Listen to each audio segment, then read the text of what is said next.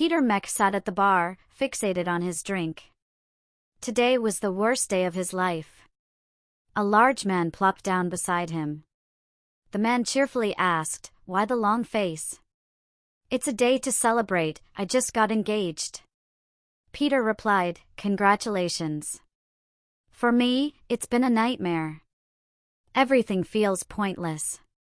"You sound like you're contemplating something drastic." "That's not the answer." "Speak for yourself." "I'd rather not discuss it." The man moved to a different seat, leaving Peter alone.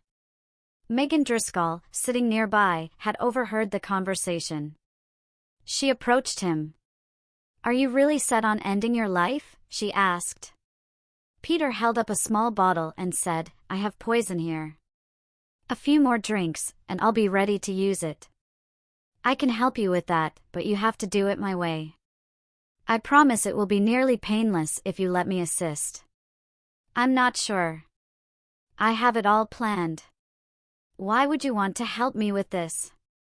You don't seem like a bad person, just someone who's lost their way. I can offer a method that minimizes pain and achieves the same result as your poison." "All right, I'll let you help. If it doesn't work, I can always use the poison. First, give me the poison. If you still need it afterward, I'll return it."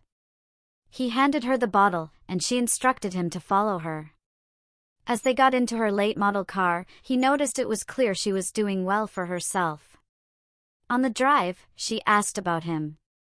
Peter explained, "I'm Peter Mech. Today, I lost my job as an accountant after my car broke down. The tow truck driver told me it was beyond repair, I was late for work, and got fired because of downsizing. When I got home, I found my wife with another man, laughing at me. I decided to end it all rather than face her betrayal. I'm Megan Means, owner of the Elite Beauty Parlor. Are you certain you want to end things for good, Peter?" "Yes, there's nothing left for me." She drove to her house, parked in the driveway, and led him inside. She invited him to make himself comfortable, and he settled into a chair while she sat across from him. Megan asked, "Are you truly committed to ending your life? Do you really want to go through with this?" "Yes, I'm certain. There's nothing for me anymore." "Then let's proceed with my method. Are you ready to follow my approach?" "Yes, anything is better than how I feel now." "Let's begin. Follow me." She took him to the bathroom and instructed him to undress. Reluctantly, he complied. She applied lotion over his entire body, then had him step into the shower, saying, "In goes Peter Mech." The shower was soothing, and Peter wondered what she had planned next. He trusted she knew how to handle the situation. He didn't notice the removal of his body hair. After shampooing his hair twice and rinsing thoroughly, she told him to remember the process. When he stepped out of the shower, she handed him a pair of lace-turned nylon panties. "What's this for?" "You entered the shower as Peter Mech and emerged as Emily Strong. Peter Mech's time has passed, now it's time for the real transformation. Put these on." He slipped into the panties, and Megan handed him a round container with a large powder puff. He dusted himself with the fragrant powder. "It's called jasmine. I used it briefly before switching back to lavender. Every girl needs her own scent, and for now, jasmine is yours. Now, take a seat on the stool while I work on your face." She started by tweezing his eyebrows, then said the rest of the process would be more enjoyable. She applied foundation, blush, eyeliner, mascara, and lipstick, instructing him to stay still while she stepped away. Peter wanted to look at himself in the mirror but stayed put. Megan returned with 2 wigs, a black one with a flip and a brunette one with curls. "The brunette one matches your natural color, but I can dye your eyebrows for the black wig. Which one would you prefer?" He chose the brunette wig, and she carefully placed it on his head, adjusting it until it was perfect. She then told him to look in the mirror. He turned and was astonished by the reflection, a face he could fall in love with. He couldn't believe it was him. Megan interrupted his reverie, saying it was time for bed as the next day would be busy. She informed him he would be the new shampoo girl at the salon. She handed him a nylon nightgown, which he put on, and showed him to the spare bedroom where he would sleep. As he lay in bed, he marveled at the comfort of the nightgown, wondering about the day ahead. Megan seemed nice, though a bit insistent. He questioned whether he was making the right choice, but soon fell asleep. He awoke to Megan's call, "Emily, it's time to get up." She stood fully dressed, holding some clothes. He got up and went to the bathroom, stunned by his reflection. When he returned, Megan handed him a bra. "Is this really necessary? Why can't I wear my own clothes?" "It is necessary. You're Emily now, and Emily dresses like any girl her age. No more arguments." She fastened the bra, noting it was quite tight, and promised to get better-fitting ones later. She then gave him a padded panty girdle, followed by a black slip after adjusting the bra pads. Next was a pink dress with a large gold zipper in the front. She provided thigh-high nylons and a pair of black shoes with a 1.5-inch heel. The shoes were uncomfortable, and he complained. Megan found a pair of black slides with a 2-inch heel that would work for the day. After touching up his makeup, she declared him ready. After a quick breakfast of jelly toast and coffee, they headed to work. During the ride, Megan explained how to give a proper shampoo, expressing confidence that Peter would excel and help save time for the other stylists. At the salon, she showed him his work area and how everything was organized.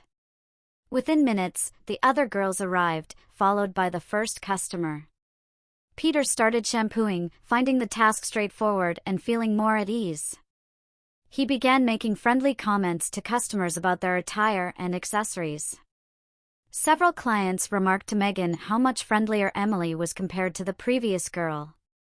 At lunchtime, Megan praised his performance, saying he was doing an outstanding job and that they had never received so many compliments about any shampoo girl before. The other stylists agreed, and Peter blushed at the praise. The afternoon flew by, and he was surprised when it was time to leave. After removing his apron and cleaning the sink without being asked, Megan was pleased with his initiative. As they left, Megan took a different route from their arrival. When Peter asked where they were going, she explained that he needed some personal clothes. They first visited a uniform shop where they selected 5 comfortable dresses for him to wear at work. Next, they stopped at a large department store where Megan chose several colored bras, explaining that they needed to be distinct from her own white ones. She also picked out slips, panties, nylons, and then moved on to the shoe section. Megan chose 5 pairs of heels, ranging from 2 to 4 inches, and had Peter try on a pair of pink 3-inch heels that matched his dress. He adjusted to walking in them, his hips swaying with each step. They made one final shopping stop at Dress Barn, where Megan helped Peter pick out 2 fancier dresses for going out. Peter questioned the need for them, and Megan explained that they were for special occasions.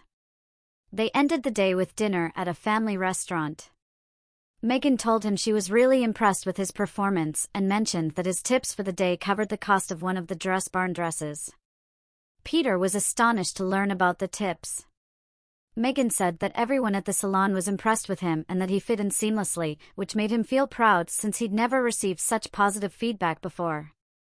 After one more stop, they headed home. Emily was growing more comfortable with Megan, and they chatted extensively. Once home, Peter put away the new clothes, and Megan suggested a bubble bath. As he relaxed in the tub, he reflected on the day. It was nothing like he had expected.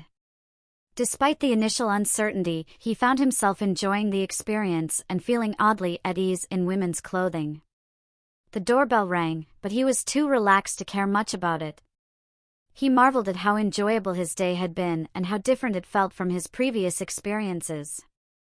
Megan interrupted his thoughts, bringing clean panties and a nightgown, and invited him to join her for hot chocolate when he was ready. They spent the evening discussing various topics. Eventually, Megan asked, "So, which suicide seems better, yours or mine?" Emily responded, "So far, yours." Today was unlike any other day I've ever had. Everyone was so kind to me. It feels like a dream I can't quite believe. I never expected anything like this. Thank you.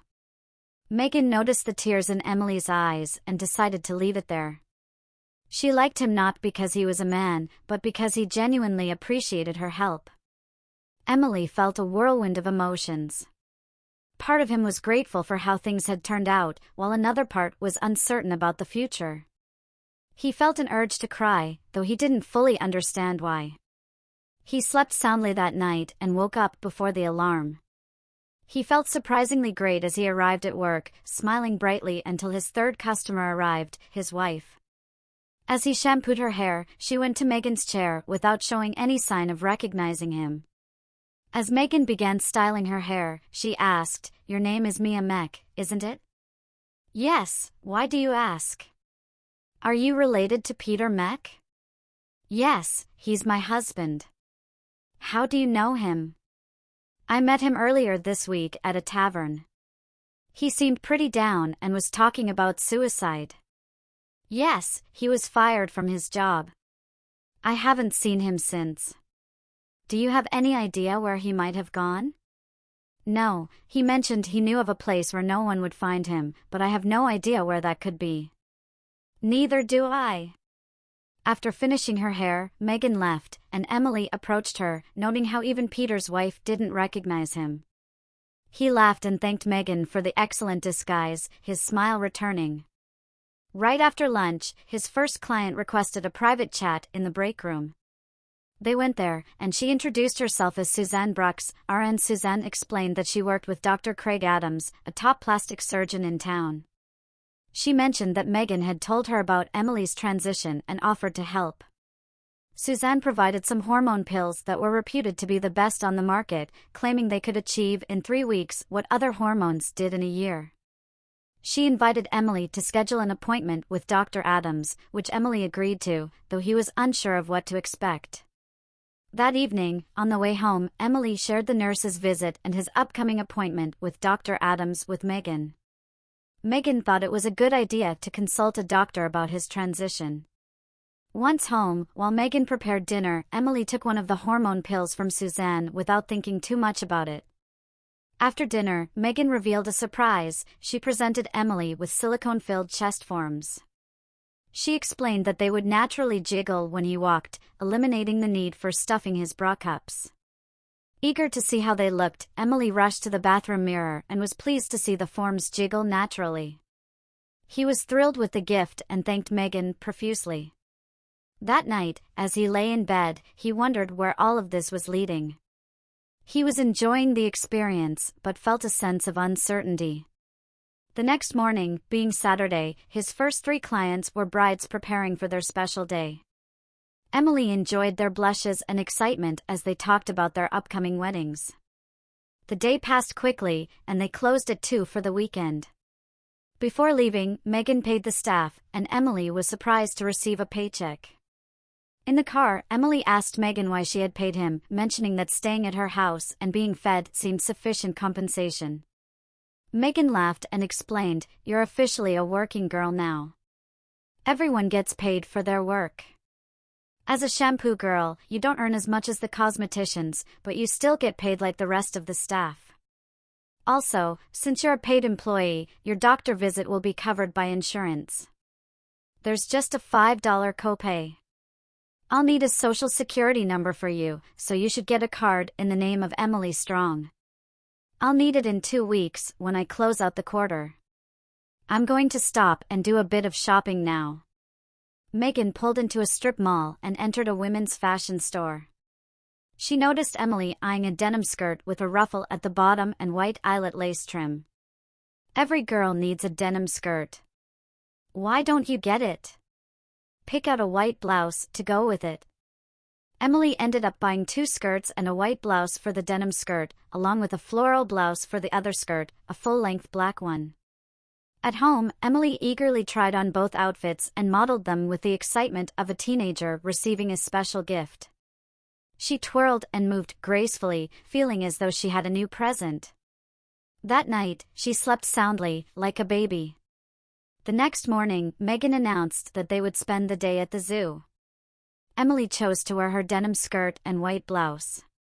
After about an hour, they decided to take a break for refreshments. While they were enjoying their snacks, two men approached and introduced themselves, offering to show them around the zoo. Emily learned that her escort was named Ethan and that he was a landscape contractor. He described his work in creating elaborate flower gardens and other landscaping projects. Ethan soon had his arm around Emily's waist, and she could feel the strength in his embrace. Later in the day, as they neared the zoo's entrance, they reunited with Megan and her escort, Tim. Megan explained that Tim, who had arrived with Ethan, had invited her to dinner at a local steakhouse. She mentioned that she would drive Tim while Ethan would take Emily home. Ethan opened the car door for Emily, and she slid in. Instead of heading straight home, Ethan took her to a place renowned for its ribs. He explained that he loved eating there because the ribs were exceptional. As they settled in, Ethan began the conversation, saying, "I've never been particularly interested in girls until I met you. In high school, I asked one girl out, but she turned me down. I only did it because it was expected. When I saw you, something clicked, and I wanted to get to know you better."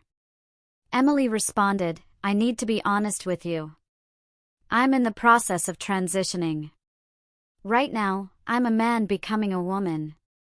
I'm on female hormones and will see a doctor who specializes in this tomorrow. If you want to end this now, I completely understand. I just felt I should be upfront with you before things go any further. I'm sorry." Ethan was silent for a moment before saying, "There's nothing to apologize for. For some reason, you really appeal to me.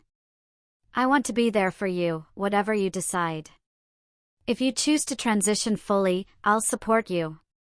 If you decide not to change anything, I'll still support you. I just want to be your friend. No one has ever listened to me and shown such genuine interest like you have.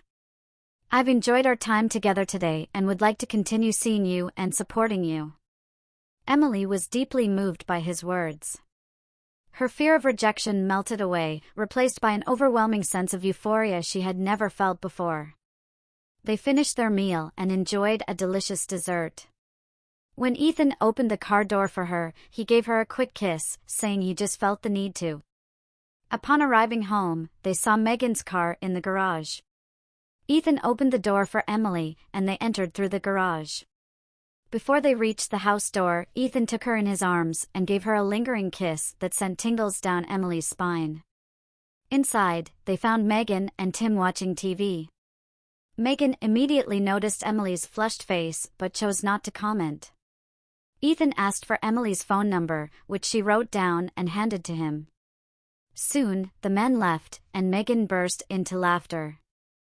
Emily asked what was so funny, and Megan finally told her it was her. She mentioned seeing traces of lipstick on Ethan's mouth and Emily's deep blush when they entered the house. Megan asked, "So, how do you feel about him? It seems he's more than just a friend." Emily replied, "He's unlike anyone I've ever met. I told him the truth about myself, and he wants to support me no matter what. He accepts me for who I am. I never thought someone like him could exist. He said that when he first saw me, he felt a connection. He never had a girlfriend before because no one ever interested him. I'm not sure what to make of all this." Megan said, "Savor this moment. What you've just experienced is a girl's first love. They hold a special place in your heart. Even if things don't last, he'll always be a part of your thoughts. If it does last, then it's meant to be, so enjoy the journey." That night, as Emily relaxed in the bubble bath, she wondered how long this blissful phase of her life would last. The softness of the bubbles and the warmth of the bath left her feeling completely at ease. She hoped this dreamlike state would never end. Monday morning passed quickly, and before Emily knew it, it was time to see Dr. Adams. She walked the short distance to the doctor's office, her nerves on edge in the waiting room. When her name was finally called, Suzanne Brooks took her blood pressure, pulse, and temperature, then informed her that the doctor would be in shortly. Emily was unsure of what to expect. Dr. Adams entered, introduced himself, and asked Emily to explain why she was there. Emily recounted everything: losing her job, her car breaking down, Megan's offer to help her end her life, and how positively everything was going now. "So, you want to continue transitioning to female, I take it?" Dr. Adams asked. "Yes, absolutely. I never imagined it could be like this. Everyone has been so kind, and I'm really excited about the future. If that means becoming a woman, then that's what I want. My nurse mentioned you've started hormone therapy. Are you taking them regularly? Are you sure you want to alter your body permanently?" "Yes, I am certain," Emily affirmed strongly. "Well, the first step I'd recommend is chest implants. Hormones will promote some chest growth, but it usually doesn't meet the typical expectations. I can schedule the procedure for a week from Wednesday, if that works for you." The date and time were set, and Emily left the office feeling optimistic. When she returned to the salon, Megan couldn't gauge Emily's mood and was eager to hear about the appointment. At closing time, as they drove home, Megan asked about the doctor's visit. "I hate to ask, but I'll need a few days off starting Wednesday. The doctor said it might take 3 or 4 days to recover, but it could be up to a week before I'm back to normal." "What did he say? What's the plan?" Megan pressed. Emily detailed everything from the appointment, and Megan expressed her delight about the upcoming chest augmentation surgery. Emily felt reassured by Megan's support. Megan gave Emily a light hug and a kiss on the cheek, making Emily feel elated. After her bubble bath, Emily expressed her gratitude to Megan for all she had done. Tuesday and Wednesday passed quickly. On Wednesday evening, Emily asked Megan if she knew why Ethan hadn't called her. Megan laughed, suggesting there could be many reasons, like being caught up in a big project. Shortly after dinner, as they were reading the evening paper, the phone rang. Megan answered and handed the phone to Emily. Seeing Emily's expression, Megan knew it was Ethan. Emily spoke briefly before hanging up. "That was Ethan. He's picking me up in about 5 minutes to go for a drink and talk. He sounded quite serious. I hope he hasn't grown tired of me already. I'm not sure I can handle rejection," Emily said. "Emily, you should be prepared for all possibilities. People can be uncomfortable with situations like yours. You know where you want to go, but the world isn't fully ready to accept it. Some will, but many won't. Just keep that in mind," Megan advised. The doorbell rang, ending their conversation. Emily grabbed her purse and left, bracing herself for the worst. In the car, Ethan explained, "You've been on my mind constantly since we met. I've been working on a project that consumed my days from 6 in the morning until 9 at night for the past 2 days. We finished this afternoon, covering over 5 acres. It's now a stunning sight." "That's fantastic. You must be quite skilled at landscaping to tackle such large projects," Emily remarked. "Well, one job often leads to another. Tomorrow, we start a new project, which is about 3 acres and features a tennis court in the center. It's different from our last job, and that's what keeps it interesting. Every project is unique." They arrived at a place called Happy's and were seated in a cozy corner booth that offered them plenty of privacy. A man played soft music on an organ as Ethan ordered a couple of drinks. Soon, they were sipping their drinks and enjoying each other's company. Ethan asked about what's new, and Emily mentioned that she had minor surgery scheduled for the following week. She said she'd be in the hospital for a couple of days and then would rest at home for a few days, but didn't specify what the surgery was for. "I hope everything goes smoothly," Ethan said. "I wouldn't want anything bad to happen to you. You're the first person like this in my life, and I don't want to lose you. You're always on my mind and in my heart." They shared a tender kiss, and Emily felt a thrilling sensation as their lips met. It was a new and unforgettable experience for her, and she hoped it would last forever. They engaged in light conversation and had a few more drinks before it was time to leave. When Ethan dropped her off, he promised to call more frequently, even if he was busy at work. He gave her a lingering goodnight kiss before she went inside. As soon as Emily stepped through the door, Megan was eager to hear about the evening.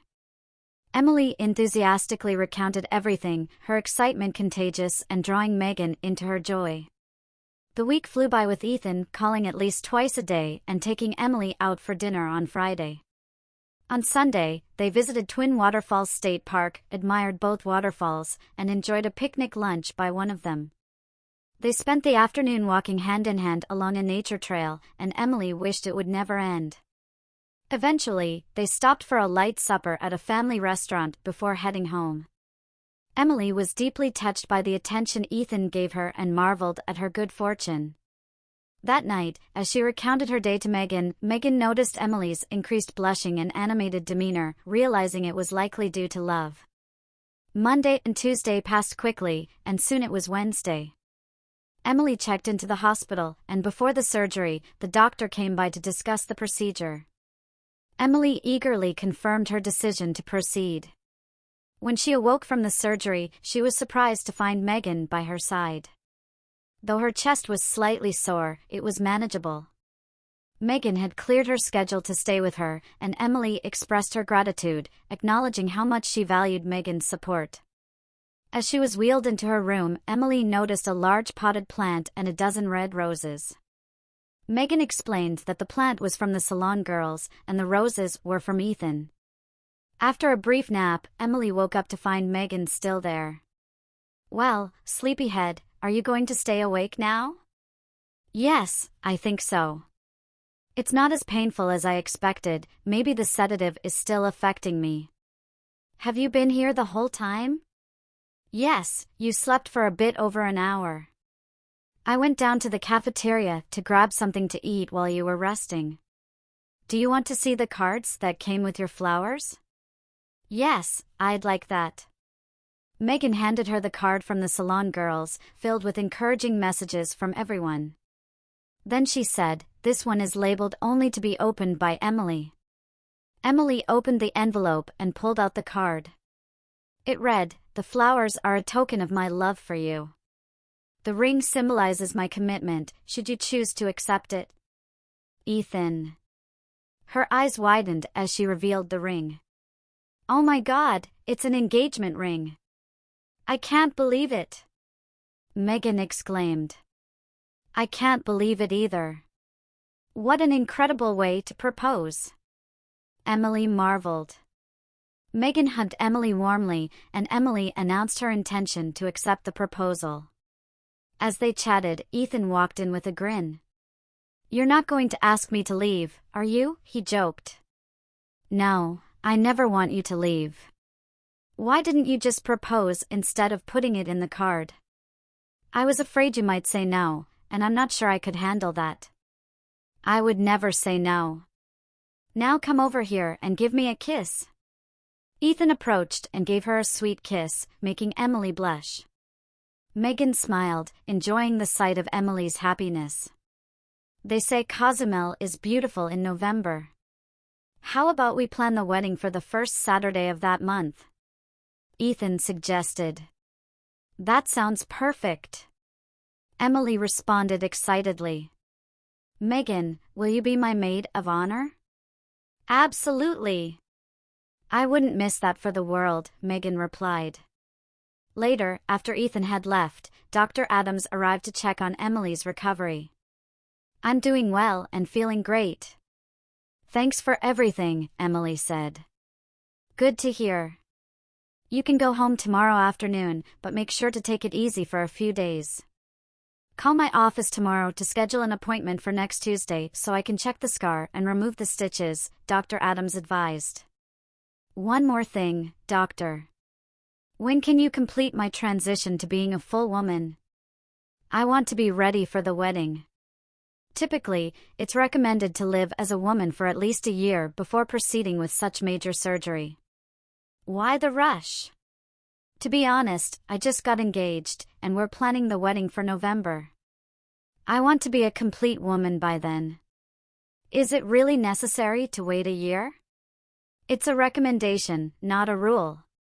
First, you need to see a psychiatrist to ensure you're mentally prepared for the transition. I can arrange that for next week. Are you sure you want to go through with this? After Emily confirmed her decision, Dr. Adams said he'd set up the psychiatric evaluation for the following Tuesday. The next afternoon, Ethan picked Emily up and took her home. She told him she hoped to be the wife he'd always dreamed of, and he reassured her not to worry. When Megan arrived home, Emily had dinner prepared. Megan teased Emily about her eagerness to be a good housewife, and they shared a laugh. Emily confided her worries about the psychiatric evaluation, and Megan encouraged her to be herself and be honest. Emily felt reassured by Megan's advice. On Sunday, Ethan took Emily to a petting zoo featuring farm animals. Emily delighted in petting and interacting with the baby animals, and they both had a great time. Monday at work was routine, but Mona applied silk-wrapped fake nails on Emily, painting them a vivid fire red. Emily was thrilled with how they sparkled in the light. On Tuesday, Dr. Adams was pleased with Emily's healing progress and gave her an appointment card for Dr. Henson, a psychiatrist. Although Emily was apprehensive about the upcoming appointment, she was determined to attend. The appointment was scheduled for Thursday at 1 p.m., with Dr. Adams to see her again the following Tuesday at 2 o'clock. On Thursday, Emily met with Dr. Henson and shared everything honestly, from her past struggles with suicide to her engagement and desire to fully transition. She noticed him taking numerous notes and wondered what he was thinking. The session lasted 2 hours, and the doctor assured her he would send his findings to Dr. Adams as soon as possible. As she returned to work, Emily was preoccupied with concerns about what would be included in the report to Dr. Adams. Megan reassured her that everything would turn out well, but Emily still had her doubts. On Tuesday, Emily was a bundle of nerves as she visited Dr. Adams. After examining her scars and noting that they were healing beautifully with minimal scarring, Dr. Adams delivered the important news. "You made quite an impression on Dr. Henson. I've received 6 reports from him on various patients, and yours is more than twice as long as any of the others. He now considers you to be female, apart from the anatomical aspect. He sees no reason why we can't proceed with the surgery." Emily felt a wave of relief at the news. Dr. Adams offered her 3 possible dates for the surgery, the following Wednesday, and then the same day in 3 and 5 weeks. She chose the earliest option. Dr. Adams mentioned that she was the highest-rated candidate for the procedure he had ever seen from Dr. Henson and assured her that, although the recovery would be lengthy, she would handle it with great success. When Emily returned to work, Megan could immediately tell it was good news. They went to the break room where Emily shared all the details. Megan was surprised by how soon the surgery was scheduled and offered Emily a comforting hug and a gentle kiss on the cheek. That evening, Emily and Ethan went out for drinks at their favorite bar, the place where Ethan had first declared his love for her. As they sipped their drinks, Emily told Ethan about the upcoming surgery, explaining the process and concluding with, "I love you so much, and I want to be the complete woman you deserve." Ethan responded with a heartfelt kiss and thanked her for everything she was doing for him, expressing his appreciation for her willingness to undertake such a significant change. He showed her some travel brochures for Cozumel, and she was thrilled by the options available. Ethan mentioned various side trips and activities they could enjoy, and although Emily worried about the cost, Ethan reassured her that it would be manageable. Emily took the brochures home with her and excitedly shared them with Megan, who was just as enthusiastic. The following Wednesday arrived quickly. Emily was ready for the surgery and expressed her gratitude to Dr. Adams before the procedure began. After the surgery, she was pleasantly surprised to see both Megan and Ethan waiting for her. Despite feeling groggy from the anesthesia, she was happy to see them. She developed an infection and had to stay in the hospital for a few extra days. Finally, after a week, she returned home to continue her recovery. The pain was less intense than she had anticipated. 3 days later, Emily tried returning to work at the salon. The staff welcomed her back with hugs and kisses. She managed the first 2 hours well but began to feel exhausted. She retreated to the break room to rest after informing Megan of her need for a break. At closing time, Megan helped Emily to the car. Emily was surprised by how quickly she had grown tired. Megan reminded her that recovery takes time, especially after surgery. Once home, Emily took a 2-hour nap and felt much better afterward. That evening, Ethan visited, and they spent a relaxing night watching TV. Ethan informed her about a new big project that would take approximately 2 weeks to complete. Although he would be working on the project's preliminary plans the next day, he apologized for not being able to visit. Emily understood, noting that she planned to rest for most of the day. Megan had advised her to work only until noon on Monday if she felt up to it. Emily wished she could do more but acknowledged that her healing process would take time. Monday morning, Emily was eager to return to work. She jumped back into her tasks with enthusiasm, but by noon, she was relieved to finish for the day. Megan drove her home, and she spent the afternoon resting and doing some light housework. When Megan arrived home, she noticed Emily had done some housework and reminded her that she was supposed to be resting, not working. Emily explained that she was bored and didn't mind keeping busy. On Wednesday evening, Ethan stopped by to check on Emily. She mentioned that she was managing to work until noon before heading home to rest and that she was feeling progressively stronger. Ethan was pleased to hear this and suggested they go out on Sunday, which Emily gladly accepted. By Friday, Emily was able to work until 2 in the afternoon, with one of her colleagues driving her home afterward. She felt her strength was nearly fully restored. On Saturday, Mech came in for an appointment. As Emily was shampooing her hair, she mentioned that she was getting married in November. Mia congratulated her. Emily felt a bit irritable toward Mia. "You know, my name wasn't always Emily Strong. I bet you'd never guess what it used to be." "No, I wouldn't." "What was it?" "You look somewhat familiar, but I can't quite place you." "My name was Peter." "Does that ring any bells?" "Not really." "What was your last name?" "Mech." "Oh my gosh. It can't be, can it?" "Yes. We were married, but after losing my job, I came home one day to find you in bed with another man, mocking me. I was about to end my life until someone intervened and helped me start anew, though it felt like a different kind of end. But how can you be getting married if we were never divorced? I'm now a woman in every sense, and this state doesn't recognize same-gender marriages. So, we're both free to move on, and I'm going to marry the most wonderful man." "Well, I'm happy for you. I'm sorry for the hurt I caused. I got carried away with Simon and didn't realize you had found out. I assumed you had just disappeared with someone else. Yes, things have turned out better for me than I ever imagined. It seems someone is keeping a close watch over me. Anyway, Megan is ready for you now." Mia proceeded to Megan's station, where Megan began working on her hair. Mia expressed her regret for her past actions, and Megan reassured her that Emily had struggled but was now truly happy. Emily made it through the workday and shared her conversation with Mia on the way home. Megan acknowledged that Mia knew who Emily was and expressed genuine remorse for the past. She agreed that, given the circumstances, it was a fitting end to their relationship. That evening, Ethan called and invited Emily to a photo exhibit at the art gallery the following day. Emily was excited, even though she knew little about art, because she would be with Ethan. On Sunday, Ethan picked her up at noon and took her to a small family restaurant known for its all-you-can-eat Sunday chicken. They enjoyed a delicious meal before heading to the art show. The exhibit featured photos of local gardens, many of which Ethan had taken. Emily was impressed by the beautiful and intricate gardens showcased. Ethan shared stories about the gardens, making the experience even more enjoyable.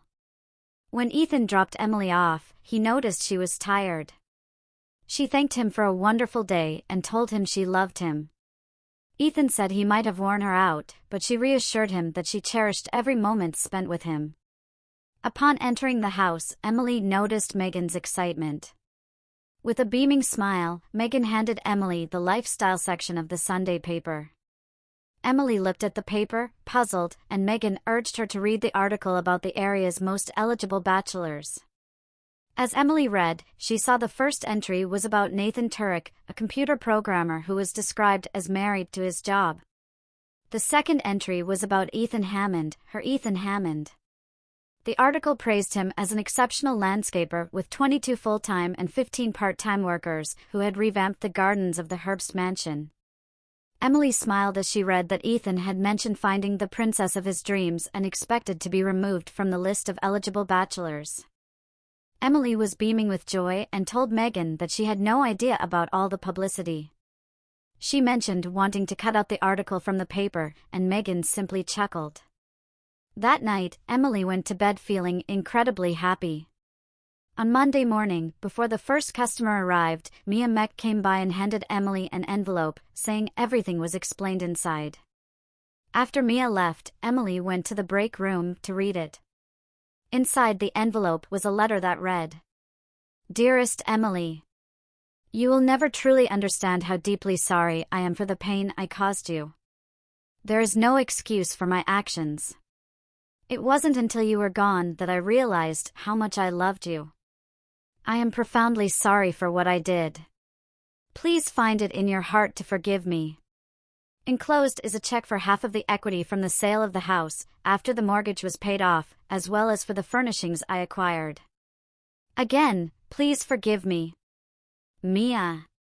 Emily looked at the check, over $7,000. It was clear Mia must have gotten a great deal on the house. She prepared for her first full day back at work, feeling enthusiastic. Emily chatted cheerfully with everyone she shampooed, and she didn't get tired at all. She felt great as they wrapped up for the day. That evening, when Ethan called, Emily told him she was upset. Ethan came over immediately to find out what was wrong. Upon his arrival, Emily tried to maintain her upset demeanor but couldn't. She greeted him with a kiss and showed him the newspaper article. "I didn't know you had such a big company or were that well known. You never mentioned it. I'm starting to wonder if I really know you. I'm not one to brag. I worked hard to get where I am. You accepted me for who I am, not for what I am. I probably should have shared more, but it never felt right. I'm just happy to have found you. I didn't think it was important. I'm sorry if it seemed like I was hiding something. No need to apologize. I was just surprised to see you in the paper. I would love you no matter what job you had. I just didn't realize you were such a celebrity. I don't see myself as a celebrity. I'm just a hard worker who's good at what he does and lucky enough to find someone who loves him for who he is. That's what I love about you, you can make everything seem romantic. You know how to bring out the best in me." They enjoyed each other's company until Ethan had to leave to get some rest for work. Emily was sad to see him go but understood the importance of his job and his need to be well rested. After a relaxing bubble bath, Emily went to bed feeling like the luckiest person in the world and slept deeply. The time sped by with wedding preparations. About 2 months before the wedding, Mech came in for a hair appointment and asked Emily if she had forgiven her. Emily said she had and invited Mia to be a bridesmaid. Mia accepted with enthusiasm, grateful for the forgiveness. On the night before the wedding, after the rehearsal, the group split up. Ethan and the groomsmen went out for drinks and celebration, while the women went to Megan's house for snacks and drinks. Megan presented Emily with a small wrapped gift, leaving it up to her what to do with it. Emily unwrapped it to find the little bottle of poison she had carried the night she first met Megan. Both women started crying as Emily threw the bottle into the trash.